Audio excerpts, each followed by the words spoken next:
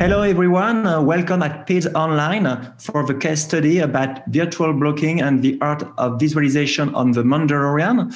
The Disney Plus flagship Star Wars TV show is become a major industry phenomenon, a symbol of a big shift in the industry. Throughout the production of the Mandalorian seasons 1 and 2, the third floor with Industrial Light and Magic has developed a host of new virtual technologies and techniques to preserve more time for creative experimentation and synchronize virtual and real-world sets, lighting, and camera setups. Last year, Chris Edwards, founder and CEO of the Previs and visualization company The Third Floor, was in Paris to receive a Genie Visionary Award and to tell us his fabulous story during a memorable masterclass. But he's not the only talented Chris at The Third Floor.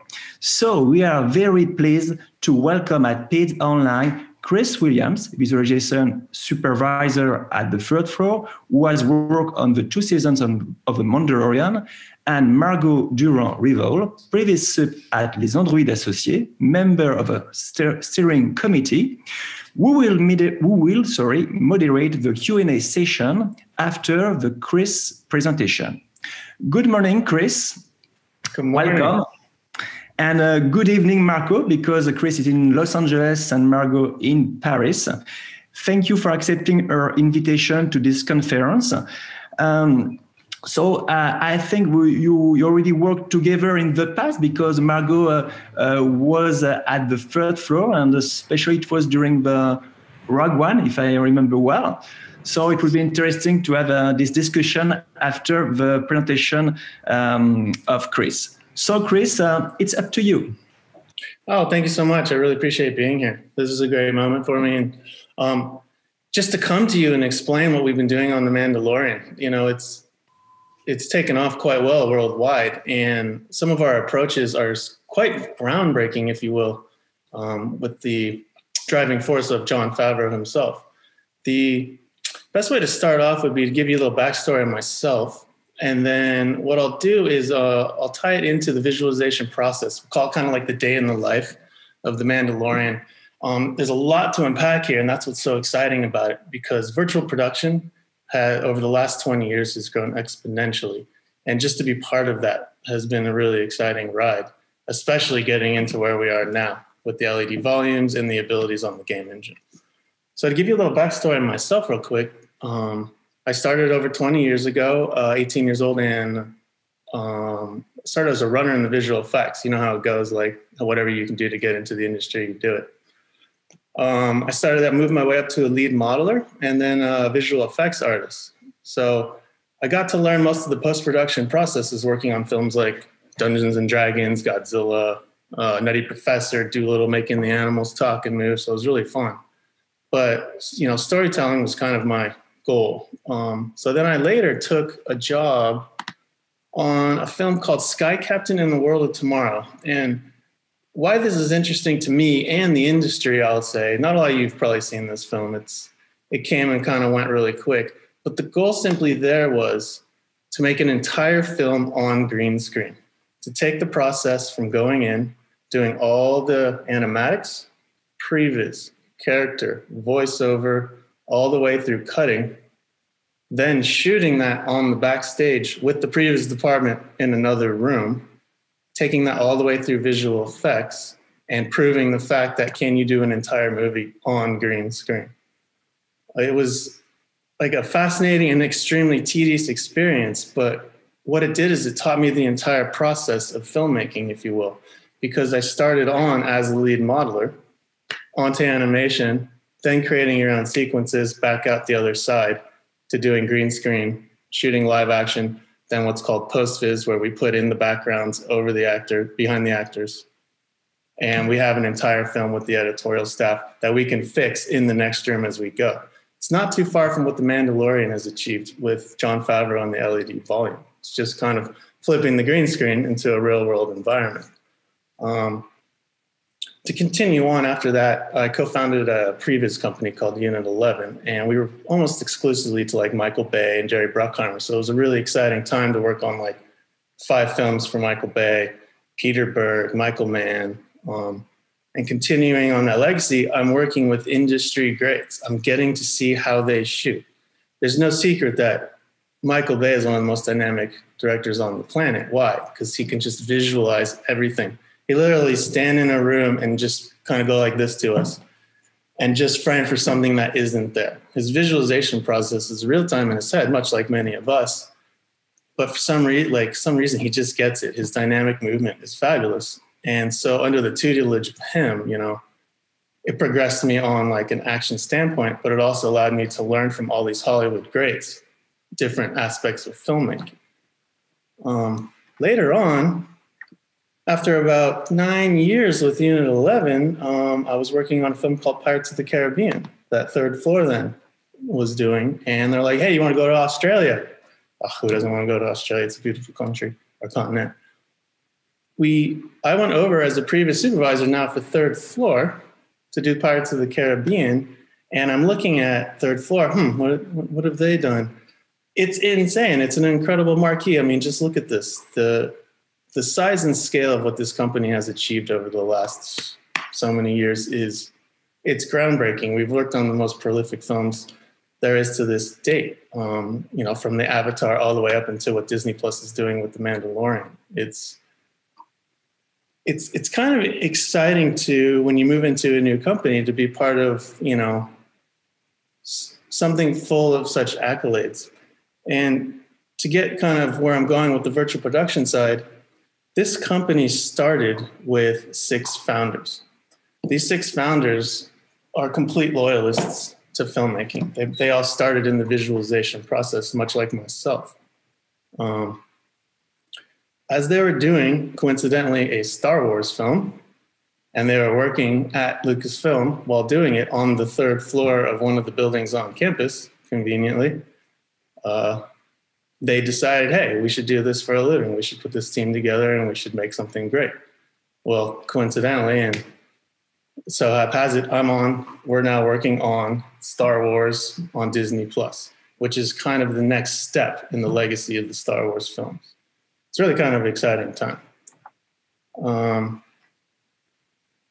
So what kind of makes the 3rd floor so great and so capable of doing these films is it's literally just the industry experience that comes along with this company. Like, all these accolades are really great, right? But like, why are they great? It's simple. It's the experience. It's the talent. It's the people that we employ at this company. We're grabbing the industry tops and we're bringing them in to help us with these films. I mean, you can't achieve a Marvel movie the size, you know, at that scale without unbelievable talent on all sides, from artists, character animators, IT, pipeline, producers, you name it. So it's the people that surround you that make these films so great. We bring a high level of experience to the industry. And when something as prolific as Star Wars comes up that wants to work in game engine, TTF is all for it. It's the next step. It's where we belong.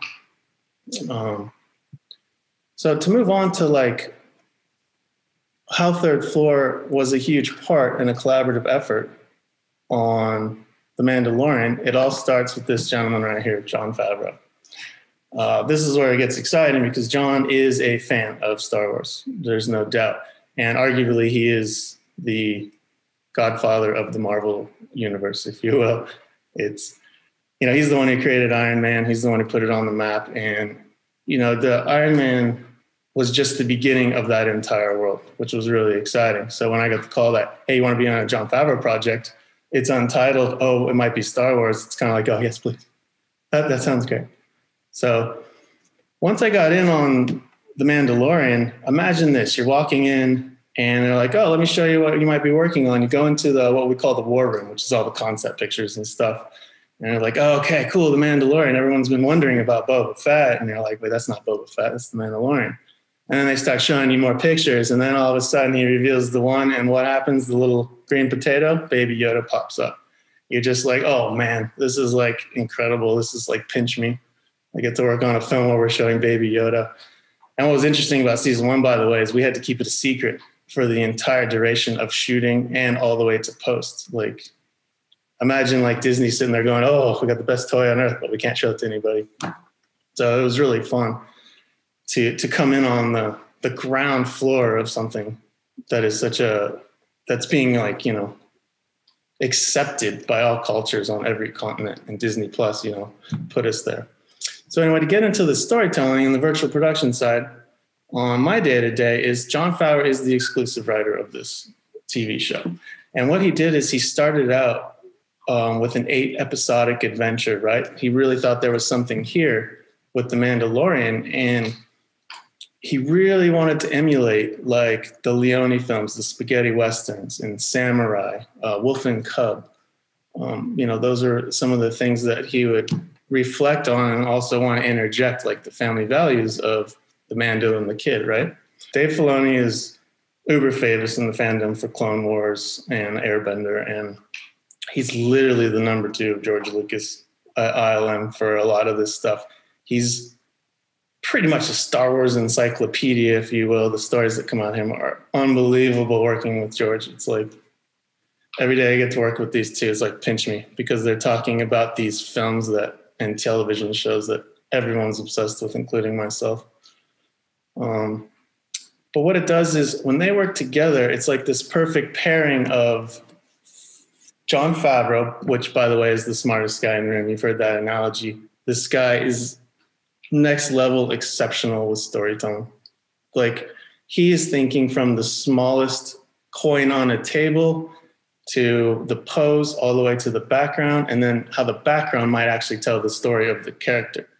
So he reverse engineers everything he does, and he's so prolific with the way he thinks. And then you have Dave Filoni, which is like, I think George Lucas would probably do this, that, and that. And it's kind of like keeping it grounded to the Star Wars universe with these new adventures that John's trying to tell.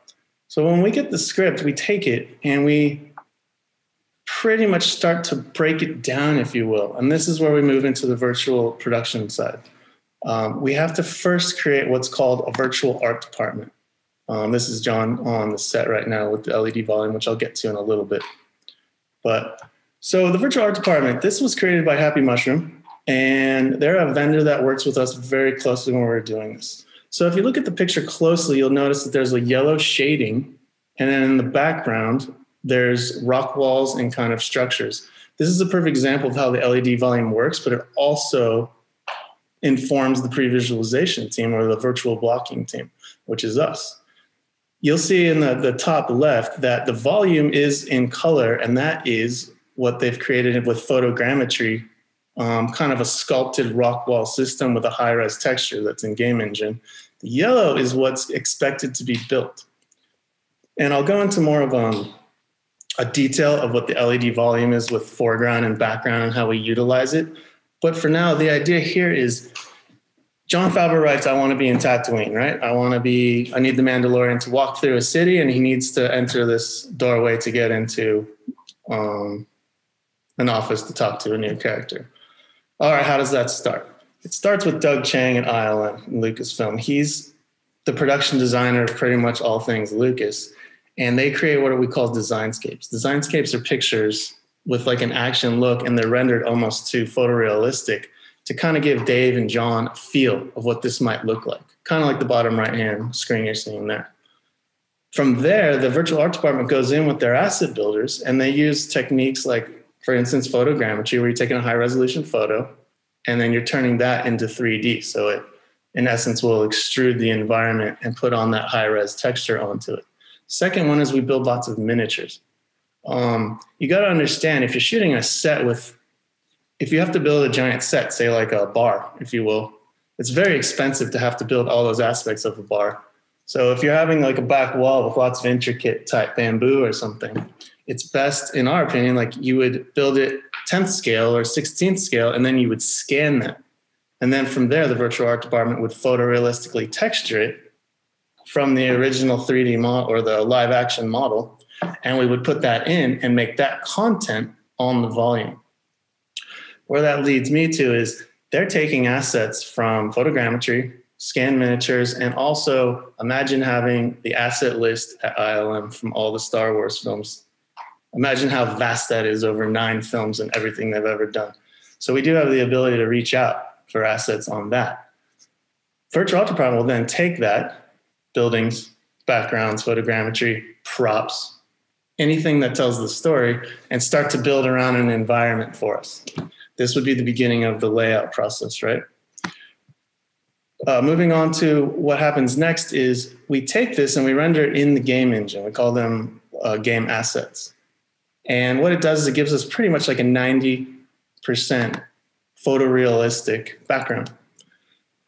Jon Favreau then jumps into his virtual headsets with 5 other people, and they go in with the DP, the director, maybe an art director, myself, and production designers, and they're virtually scouting the environment much like you would walk onto a set. This allows so much information to be generated. Well, are we going to light it over there? Where does the sun come up?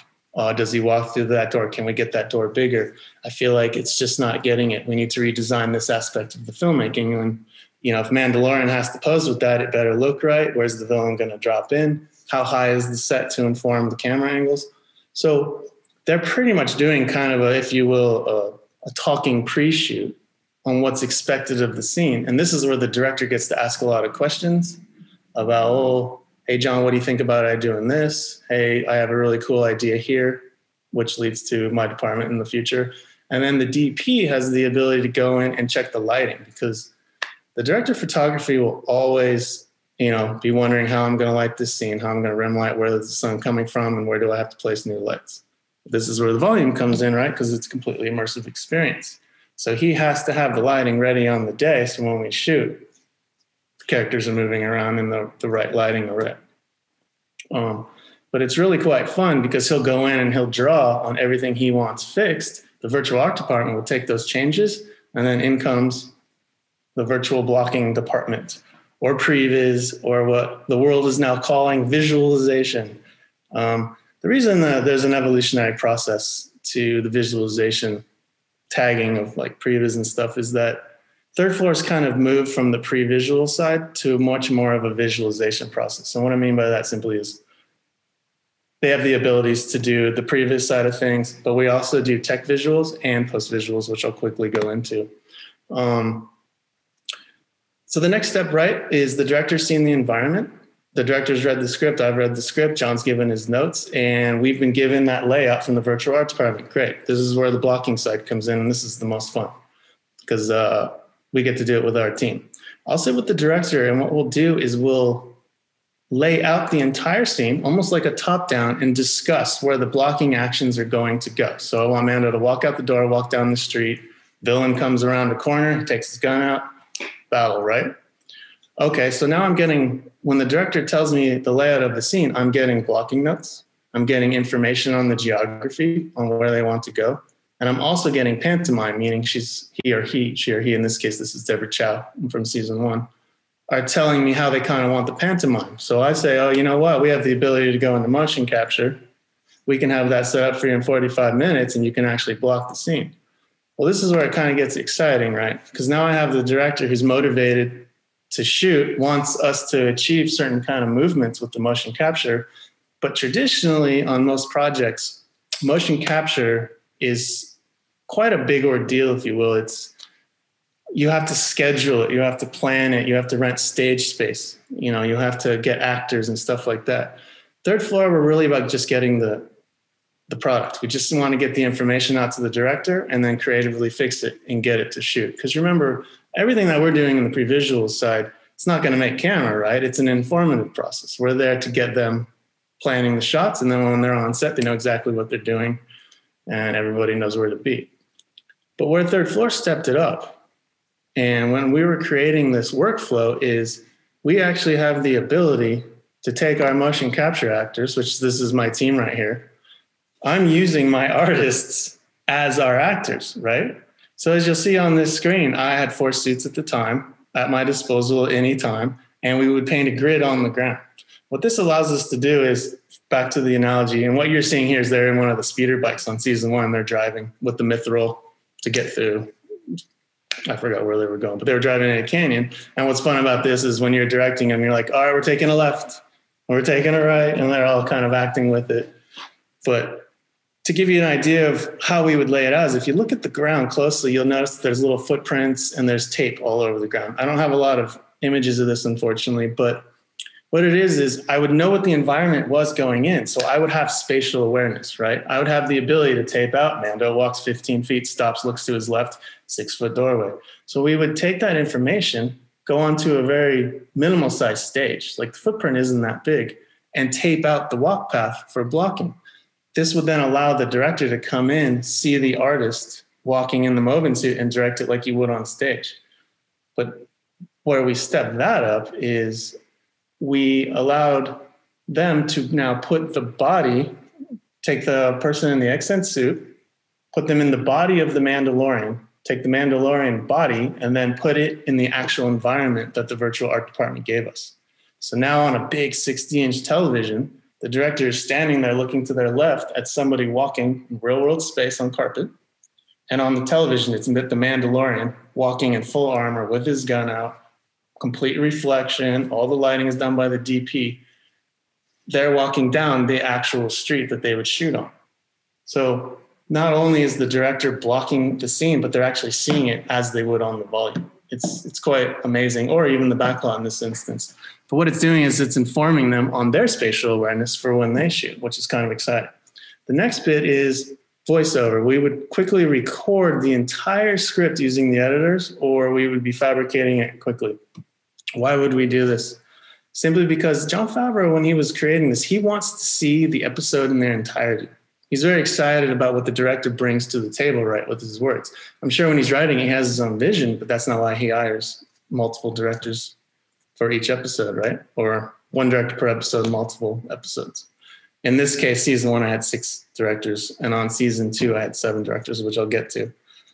But as far as the process goes, if the Mandalorian is walking down that street, which now we have blocked out, and he goes into dialogue, I have the voiceover that we play over speaker system. And what does this allow us to do? It allows the artist, for one, to pantomime what they hear. So the latency would be like, you think you're going to get away with that. We'd be playing on a speaker. So the actor, when they come to first position, would start to pantomime their head, and we would start to choreograph the draw when they would turn their head, create some suspense. Playing the voiceover also acts as like a time code because it's an exact replication of all my actors are playing off of one soundtrack. So if we were to jump ahead when we shoot all of this, the editor now has a 1-for-1 setup. Voiceover perfectly timed to every actor involved, which is really exciting.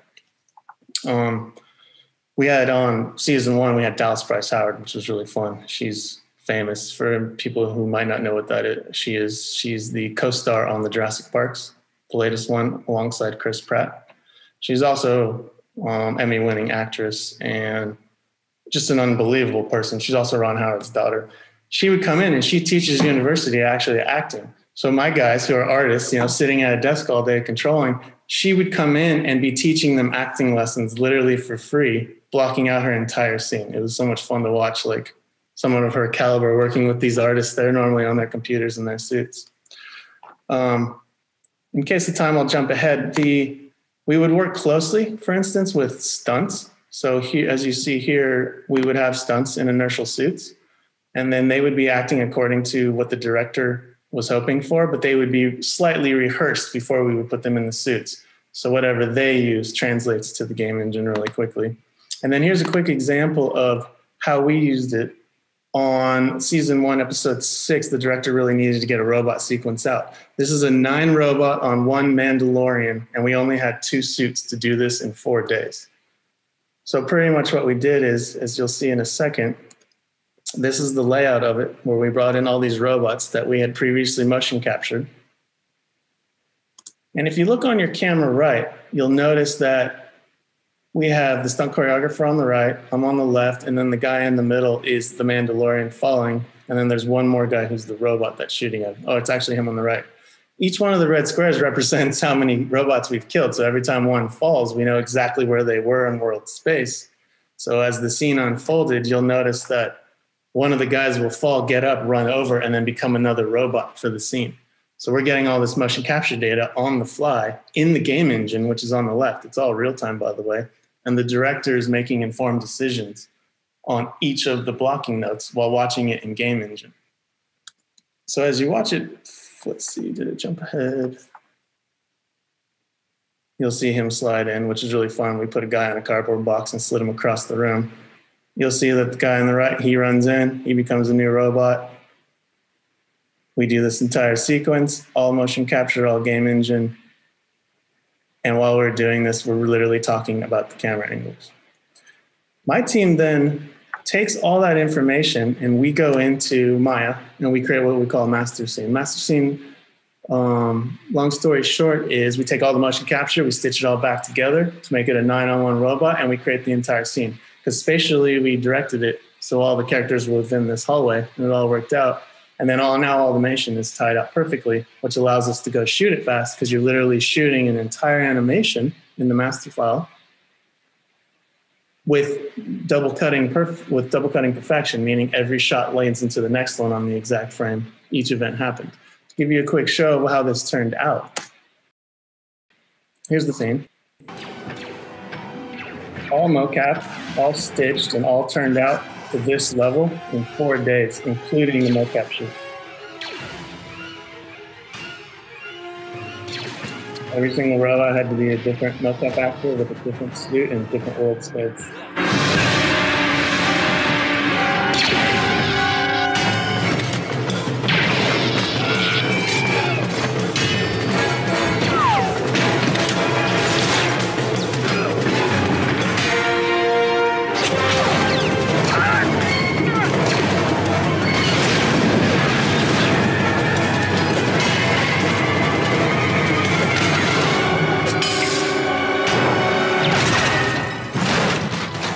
Pretty fun, right?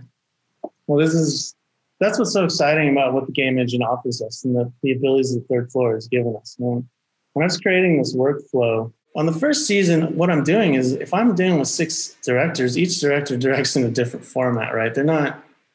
No two are alike. For instance, Bryce Dallas Howard is very heavy on the performance side, right? Where Deborah Chow, she's very concise. She comes from a lot of television directing. She knows how to make her day. She knows exactly what she needs to get in there. And she knows like the capabilities of, the camera crew and how much time I have to shoot. So she's procedurally all working out while doing unbelievable creative drawings for us to push us forward on her sequences. But what I do is I want to use this as, all right, well, how does she think versus how the other director thinks? So for instance, she likes to draw. We would design a tool where she could be looking through the lens of, say, a virtual camera or go behind one of it. We'd take a picture and she would draw on that. Well, that's good. I just got a lot of information. But, it'd be better if I could see it in the real world in the game engine. What we did on this one is we didn't create the virtual camera, but we definitely made it more user-friendly. So Third Floor has been doing virtual camera for, a better part of 10 years. And traditionally it has an umbilical cord and it has to be based on an optical volume. So what I mean by that is it needs cameras all around it to track its motion in 3D space.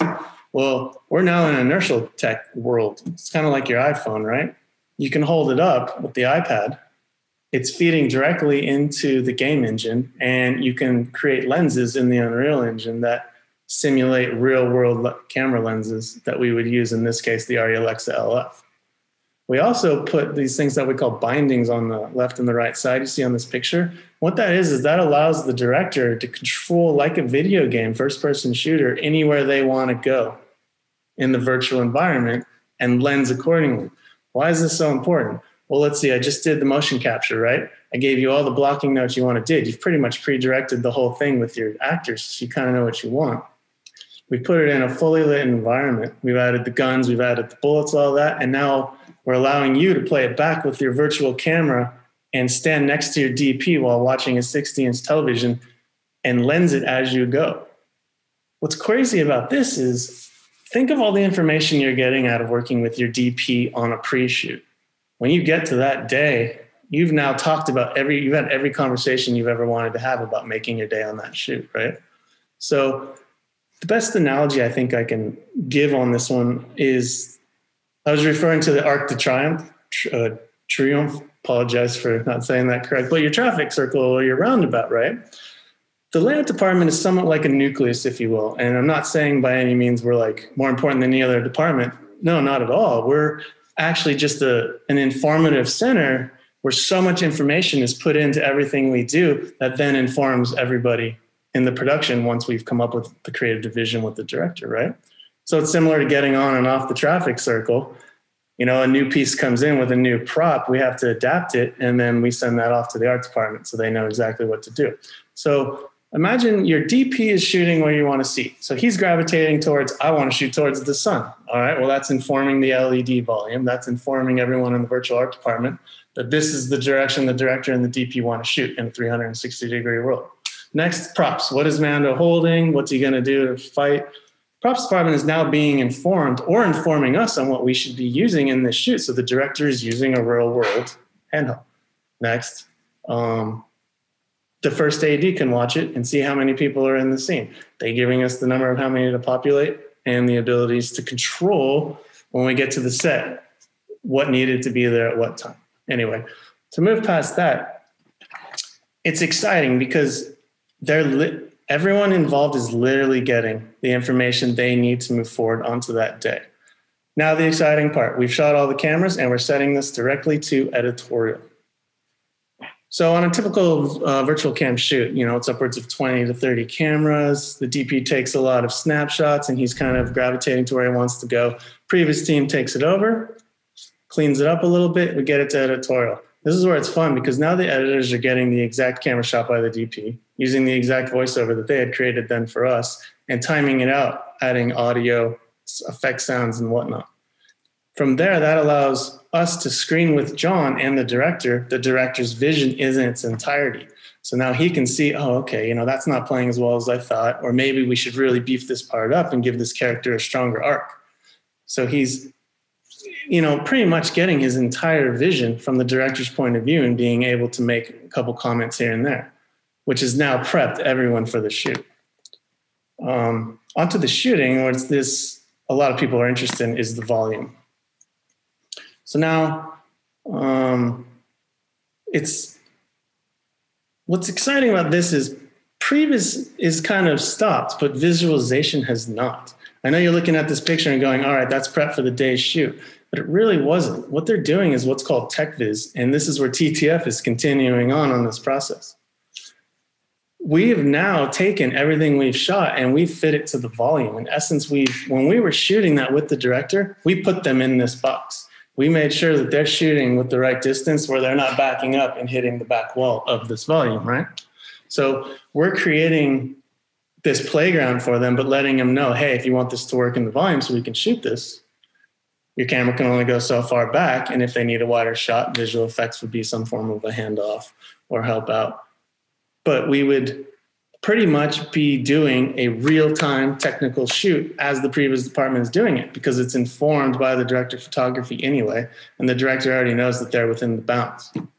Now, what's cool about the LED screen and some of the misconceptions is that it's a 360-degree shoot. In essence, it's like a 270-degree horseshoe, if you will. It stands about 23 feet tall, which you can kind of see here. And then we have big LED panels that kind of fold in to make it a 360 environment. I'm not going to speak too heavy onto the technical side of the stage volume because there's a lot of people who cover this. But as far as the virtual production side of things and what Third Floor has done achieving is really interesting because we're designing the shots kind of around the volume, but we don't want the volume to inhibit what we're trying to do. To give you a story on how the Mandalorian got to this level is John used LED, which is no new technology, on Jungle Book. He needed a stampede of rhinos walking past the kid and to get the interactive light spill on it. And he really liked that technology. Well, when we were trying to figure out the Mandalorian, not me personally, but if you notice, his head is completely reflective. And then as his character progressed, he started getting more armor that was completely reflective. So imagine putting green screens around this guy and shooting him on a green screen stage. You know, we're not bound by real world. It's not like we're going to go get a location scout permit in New York and shoot the Mandalorian, right? He's in space worlds. So the interactive spill of the lighting was absolutely important. And the goal here was, all right, let's do these backgrounds so we get the perfect lighting array on the character. And if we get an in-camera final, cool. And if not, you know, the visual effects can then enhance the background. Well, we started working it out through production that it started working really well. If you look at the bottom right-hand corner, that's literally almost an in-camera final with a little DI. And that's Greg Fraser right there on the left. He was the DP on season 1. It became a very exciting time because we're now, as we're shooting, it's working. John is like seeing the potential. The DP with Greg Fraser was a huge push to have this volume work. Allowed us to start changing the environments and push to see what else we can do with it. Well, what does that mean for virtual blocking? That's where you're going to experiment, right? You're going to start deciding what goes in the background. Can we move it? Can we, change the sun or time of day? Can we, as they walk through, how are we going to put shadows on a character that's walking under bamboo? Which is a really cool story, by the way. They have a shadow gun that actually fires at him, creating light, and it's completely timed with the scene. But to further it, now that we've done the scene, and this is the eye scene, season 1, first episode, the entire LED wall now contains the image that was rendered by ILM, but the camera, everyone's confused about, well, how does the camera work, and can I shoot multiple cameras? Yes and no. It's the way the camera's designed, and we think about this while we're doing the Previs, is it also is being 3D tracked real time. There's cameras inside the volume that react to when the camera changes perspective. So if you were to stand behind a picture and I was to move around you with the camera, picture parallax is not moving. It would never work. So what we've done is we've connected the camera to this volume in essence. And as the camera moves around the character, the volume is actually moving with the character. It's becoming expansive and retracting on any of the perspective changes, from the distance from camera and the lens that we're using at the time. Really strong moments are like depth of field, right? If you're shooting a long lens at a character past them, they're in full focus and the volume is blurred out. That's like when it works the best. Sorry about that. The next kind of aspect the third floor had to approach was motion base. On season 1, Casey Schatz, one of our main guys, had this up. But this is another element of where Previs dictates, for instance, a walking creature. In this case, you can kind of see this is a blurg walking. My team animates the way the blurg's going to ride, right? We take that knowledge and that information, and we have to create a hydraulic motion base, which you see there on the bottom left, to match exactly what's going on. Then we put this on stage in front of the green screen while it rides, and they're using our cameras to do it. Now you'll notice that cameraman's standing really close to this character, right?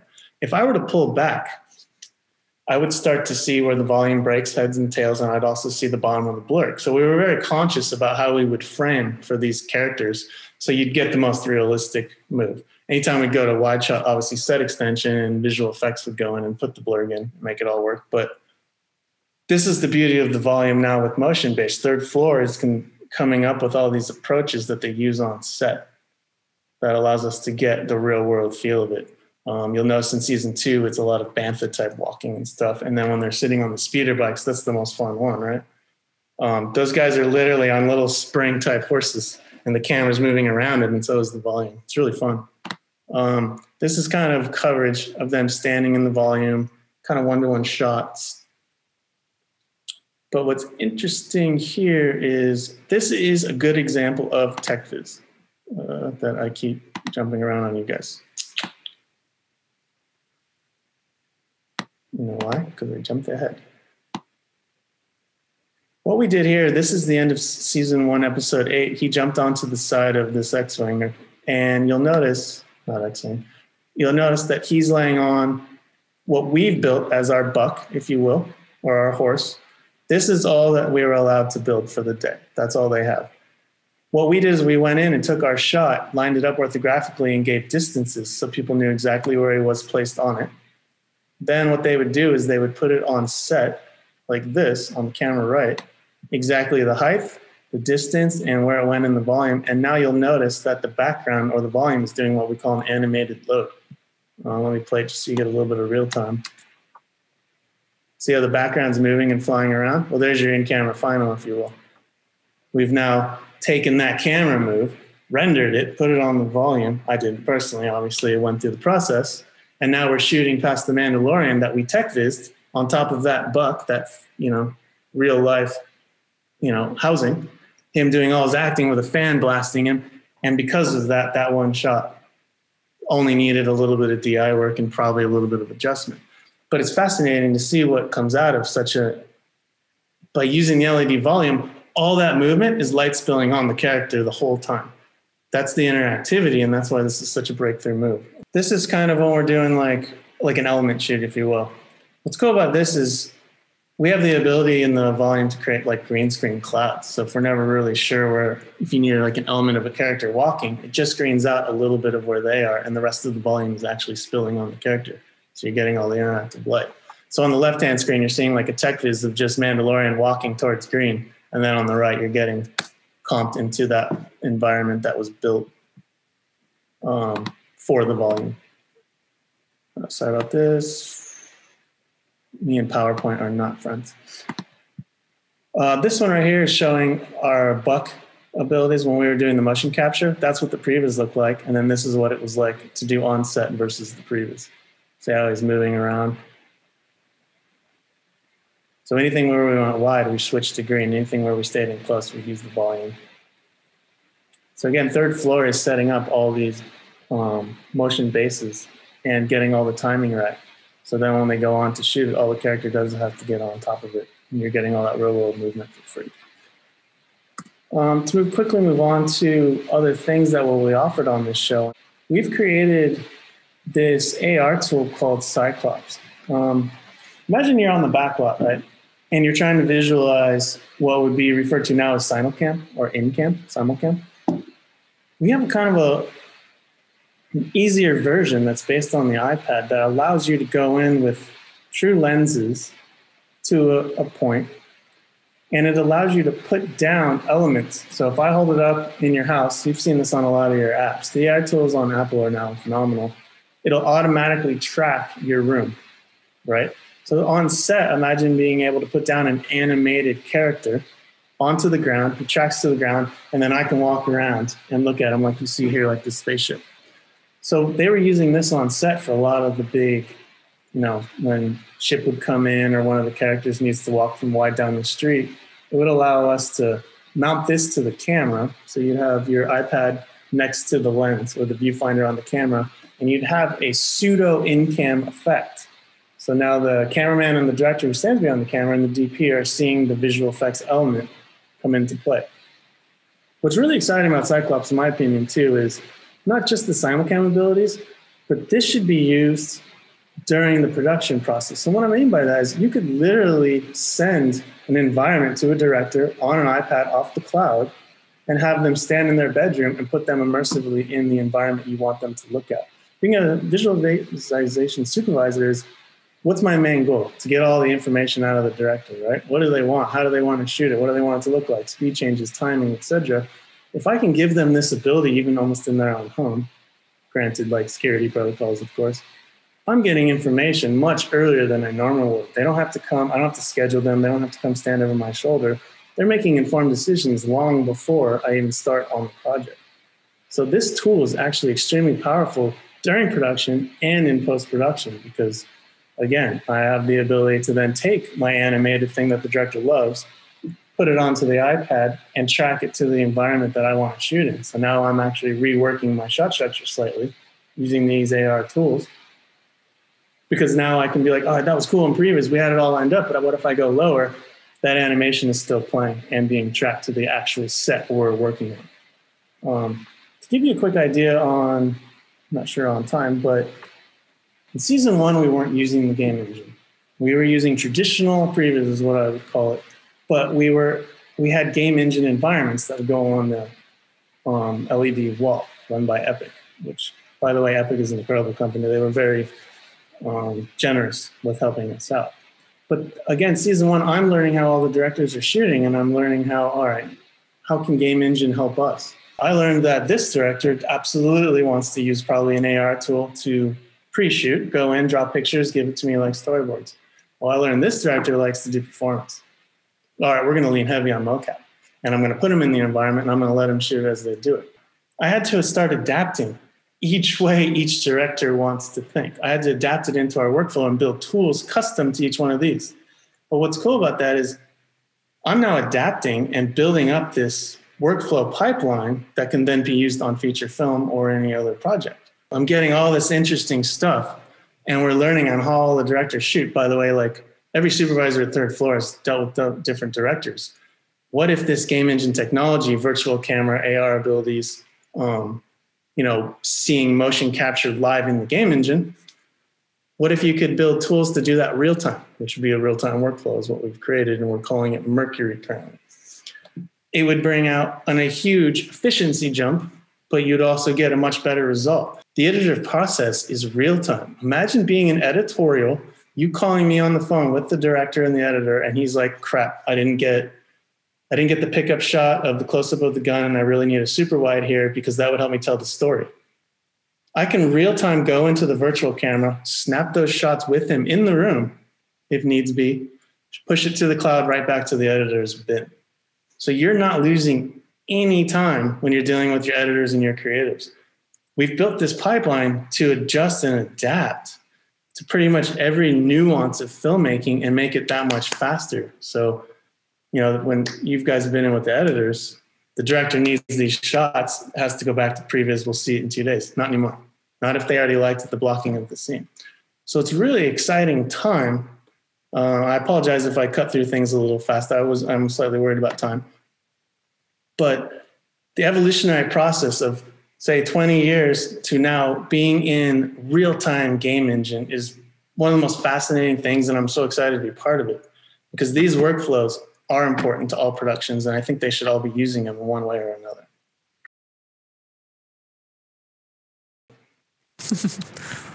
That was awesome. Oh, wow. Great. That was really, really cool. I don't know if I went over or not, but anyway. Thank you, Chris. So I'm sure that, Margaux, you have a lot of questions. It's funny because I do have a lot of questions, but you answered most of them during your talk. So I'm just going to adjust them a little bit, to make you talk a little bit more into details about some stuff if you want to. First of all, thank you very much. It was really interesting to hear, your previous point of view, because we often have talks about, the LED volume and all the technology behind it, but not so much about the previous side of thing, which is really interesting, not only for me because I'm a previous supervisor as well, but for everyone, I guess. So I really wanted to ask you explained what's the major difference between, the Previs of the Mandalorian is from any other show. You explained really well, the difference in terms of pipeline. So what I'm going to try to understand is, how did you make that happen? As a supervisor, suddenly you had to change your workflow completely. And what about your team as well? Your team has to learn new ways of working. What is different for your previous artist? And did you struggle to find like this maybe very specific team for this show? Oh, the struggle is real. It's anytime you're taking on a whole new pipeline, right? There's going to be kinks in it. So I was lucky enough to, at third floor, which you well know because you were there, we had individuals named like Addison Bath and Casey Schatz, and they were on the preliminary side of getting people into the game engine using Motion Builder and stuff like that, right? Mm-hmm. Well, when we were tasked to use it, Unreal kept changing their version on us, and they constantly were making it better. But what was cool is why? Because we were showing them these, what if we had this ability? And they're like, oh yeah, let's do that. Unreal or Epic, I should say. They would accommodate a lot of the changes that we'd be asking for, right? Because John, for one, used them on season 1 really heavy. And they just want to put out the best product on earth. I'm not going to lie. So in regards to like how I would staff this and how we built it. Okay, well, I made a decision early on, and Unreal is perfect for being in the real-time side of things, right? But the animators, people like you and me and myself, they're pretty much their strong points in Maya, right? So you have the ability of like Houdini, Maya, stuff like that. I want to play to the strengths of the third floor. The company is unbelievably fast and has such a huge talent pool, right? When it comes to animation in Maya. So we designed what's called LiveLink. LiveLink is the ability to work in Maya, but use Unreal as a slight viewport, if you will. And it's real time. There's no latency if you do it right. It's pretty amazing. There's a couple bumps along the way. But I have the ability, the artist will go in on a we get rid of all the textures and all the stuff that slows it down, you know, binding a character. Yeah. And we get it down to its raw smooth shade form in Maya. But on your right screen, you got Game Engine pushing it with full interactive light reflection and effects. So when the artist is moving it and the director's over the shoulder or myself, I can either then take my own VCam, go in and show them this is the shot I'm looking for, or the director can make a note watching the pretty screen, right? Getting it in their entirety and feeling it. So I didn't necessarily have to train up artists to achieve this because that takes a lot of work. But yeah, in answer to your question, no, the artists don't necessarily have to change. Unreal can adapt, and Third Floor also adapted to make it work.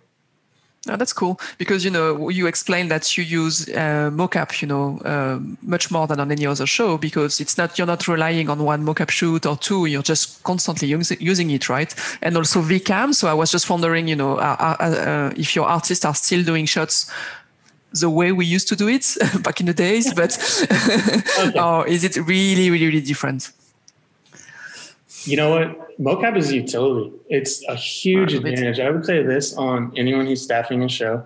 I know when you see the line item of mocap suit, some number, whatever it could be, do it. What it does is it allows, if you're on the highest level of, and I'll jump to the answer to the other question, but like if you're doing Captain Marvel running down the street and needs to do a super leap, your artist is going to spend 4 hours on that, maybe a day.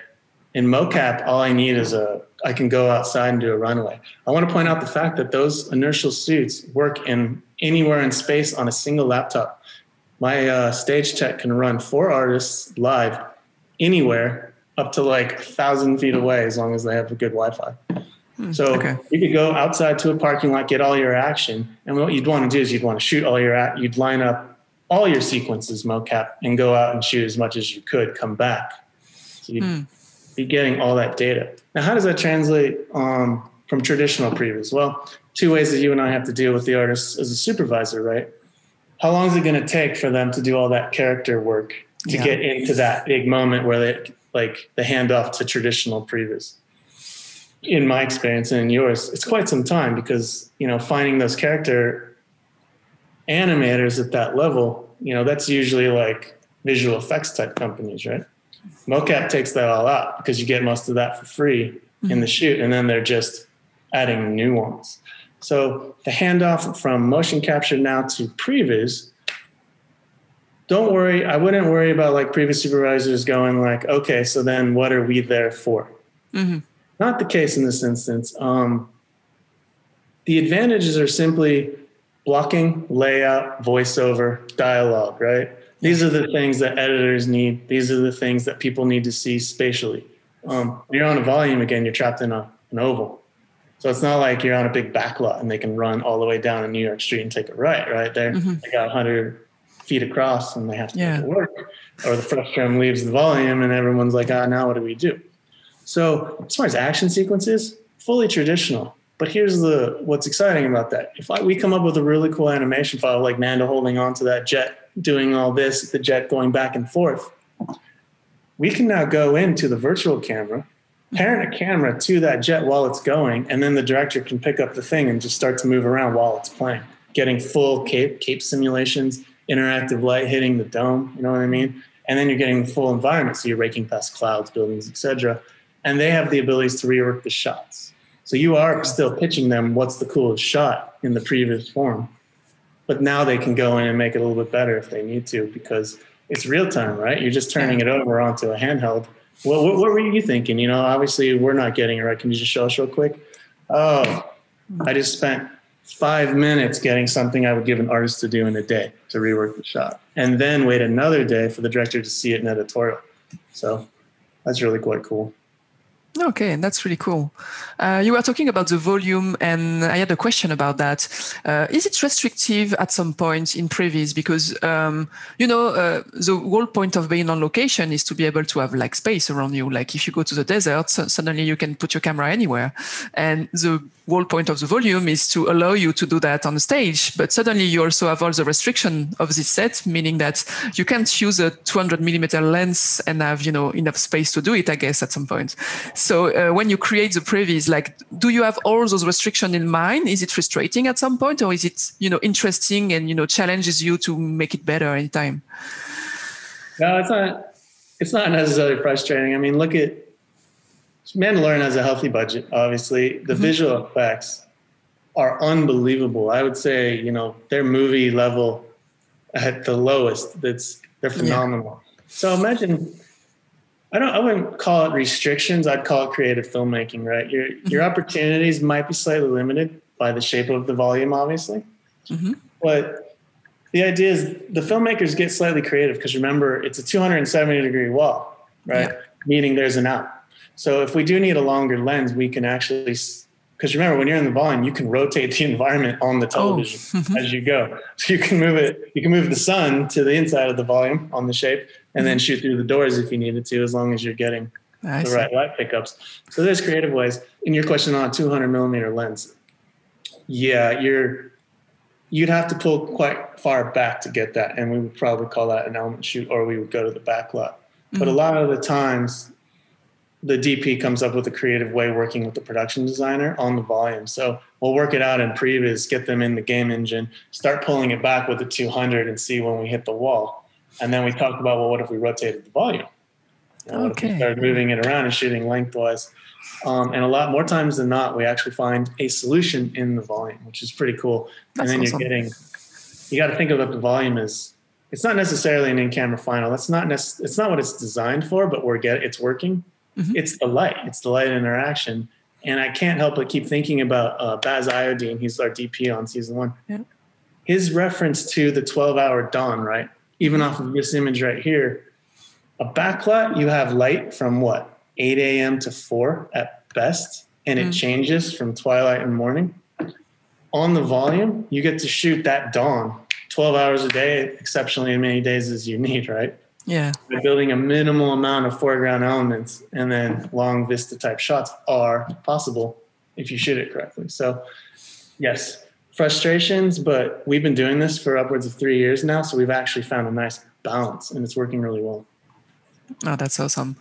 You explained that you have to work with like many different directors and they all have their specific style and, you know, some stuff that they like the most, as you said, some are more focused on acting, some on stunts and stuff like that. And so you had to adjust your process to be able to work with all of those directors, right? And do they use the Previs differently? Oh, totally. Yeah. Yeah, it's funny. The TV directors come in and they've never done Previs before. They're like, "Whoa, this is like a new toy. I've never seen this." Like, their budgets don't, cater to that. And then you get someone like Peyton Reed that comes in off of Ant-Man or Taika Waititi, right? And they're expecting a pretty high level of the pre-visuals. So this is where the balance of workflow that I had to come up with, using Johnson Thompson, for instance. We call him the architect because he's the one who created all the fabulous tools, or he's a big part of it at Third Floor. The adaptive process is when the Taika Waititi comes in and makes the cool wider shot, and then the television director knows what it takes to make the day for TV and is not used to all this really cool tech. The production designer and I now go in and we try to figure out the balance, right? What can I offer this guy to make this work for what we're trying to do, right? Because again, it's a TV schedule, not a film schedule. Traditional film is 8 months to a year. TV is 4 weeks. And it's set tech is already building it. They're building the sets and it's going off the island for the volume. So yeah, my workflow that I created adapts to all the nuances of a director's approach, if you will. And now we have a lot of cool abilities. So any other previous supervisor like you and myself, we have these abilities in the game engine, and we have tools that accommodate each type of director. It's really fun. Now that's awesome. I'm sure we're running out of time, so I'm just gonna give you my last question, which is, what do you like best about working on the show? Except making everyone else super jealous like me. But yeah, the toys. I'm not gonna lie. Again, coming up from working on all the Transformers movies and stuff, the ability, trying to pull all that information out of your director's brain is very difficult. That. So you're taking a shot in the dark and you're coming up with what you think is the coolest shot, right? What I love about this is the tools allow me to work with the director a lot more close, meaning I can pitch faster. I can still do all my traditional previous big action sequences, show them, see what they think, but they can go in and add their form of nuance. And the turnaround is in 3 days. And then also working with, huge famous directors like Jon Favreau on The Day, Taika, stuff like that, it adds like that next level of you're seeing, oh, this is going to be fun. I get 4 weeks with this one. One day I did, 3 different directors back-to-back meetings working on each of them. And they're all like queued up for me to work with. It's so much fun because they're all top of their game. And John is just such an unbelievable driving force on this. Sorry, it's really great, but unfortunately we have to conclude this session. Yeah. Thank you once again. Thank you very much, Chris. Thank you, Margaux. I would like also to thank warmly the third floor team and especially Lauren. And see you soon. Thank you so much. Okay, thank you. Bye-bye. Bye.